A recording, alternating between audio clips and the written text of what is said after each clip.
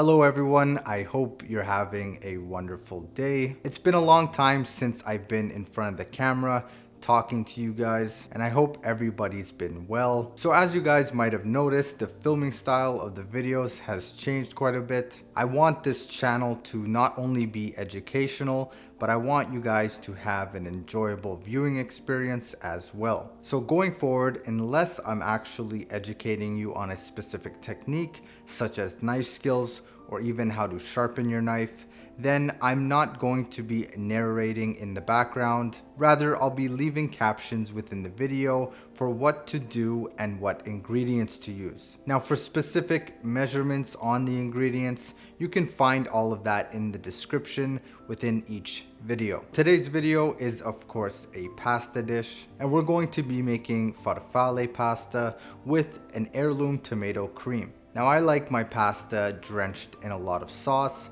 but you don't have to use as much, or of course you can use more. And the sauce we'll be making today is an amazing introductory on pureed sauces. Now when it comes to sauce making, there's three main types. There's purees, emulsions, and reductions. So in this video we're making a pureed sauce, but we're also emulsifying some ingredients into it as well. And the techniques I'm going to be using in this specific sauce is the same techniques we use in restaurants when building layers of flavor. And this sauce is pretty versatile. You can have it as a soup, and it also pairs really well with chicken and fish. So I really hope you guys enjoy this video, and without further ado, here it is.